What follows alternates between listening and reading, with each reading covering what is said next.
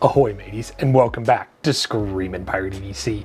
Today we have another Plunder plank, but this time it's a budget knife. I know I don't do a ton of those around here, but I'm really excited about this one. So without further ado, let's go ahead and grab the knife.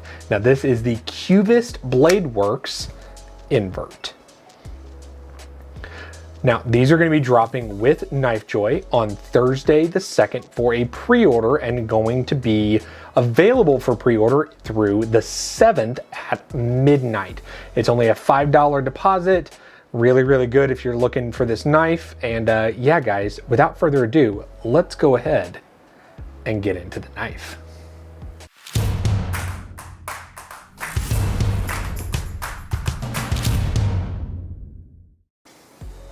All right, so as per usual, let's go ahead and throw some stats up on the screen.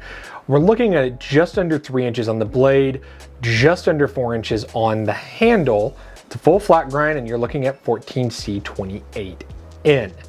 Now, I did mention this is a budget blade. The micarta, like I have here, is going to be $69.99. Now, there are 4 versions available. Either the micarta like this one in green micarta, there's going to be an all black and black micarta, and then there are going to be 2 titanium options, either a full tie or a full, well, coated, I think it's PVD, and titanium. Now, as far as pricing, again, $69.99 for the micarta, $99 for the titanium.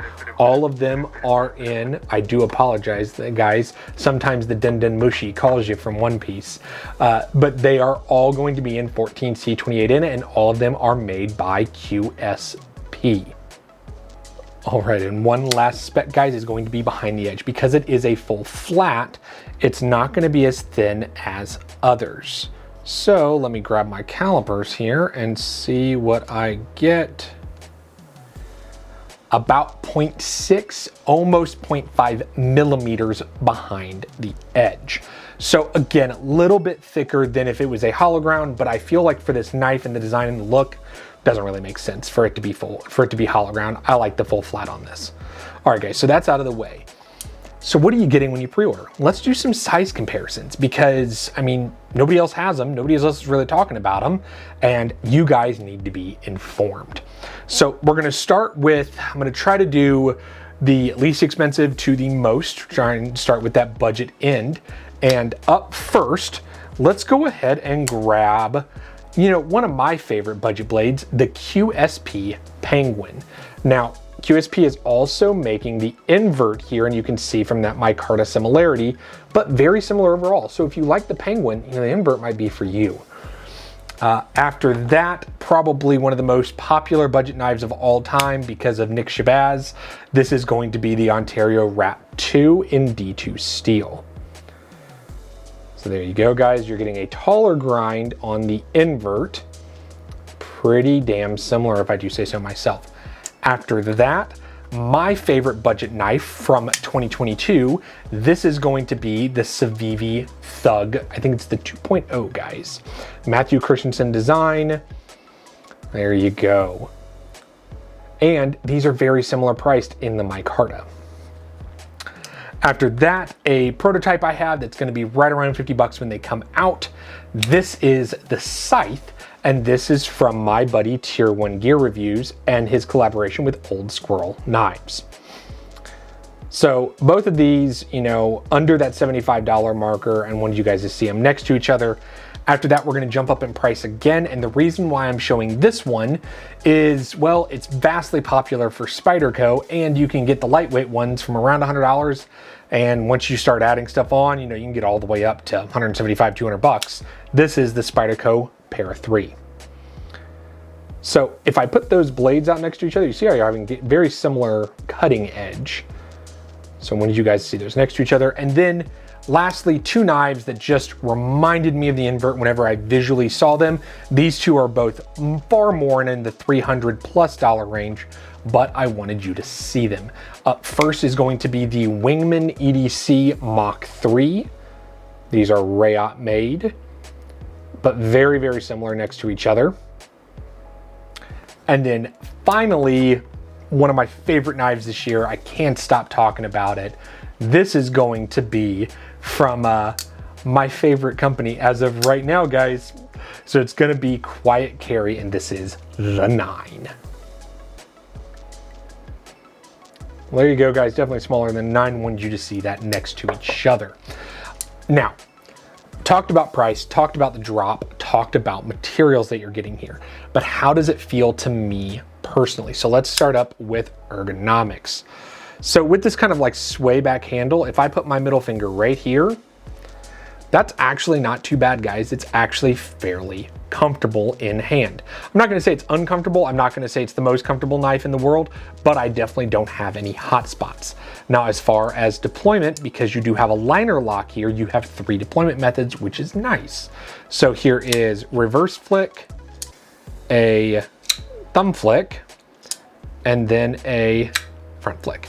Now, let's see if I can do some of those with my left hand. I am right-handed, guys. There's that reverse flick. There's that thumb flick. Sorry for that cat cleaning itself in the background, guys, making some bell ring noises. Ooh, I don't know if I can do the front flip with the left.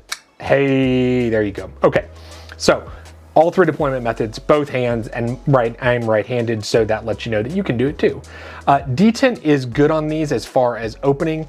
There is your point where you can kind of wiggle it shut. Now, this is a prototype, and I will say on the prototype, and I do know they're going to tighten them up for the production, whenever you release the lock bar, there is, you know, takes some effort, and there is a little bit of like vibration in there from the bearings, but they're going to tighten everything up. And I've already talked to KnifeJoy, and I've already talked to Jacob over at Qvist. Now, as far as chamfering, I mean, guys, it's, you know, basically an inset liner lock. And I mean, the only edge you got to worry about is going to be out here and then on the clip, and everything's rounded and chamfered pretty damn nicely. So let's go ahead and look at torque spits. These are the ones I use. They are in my Amazon affiliate. So let's go ahead and try a T8 and just see.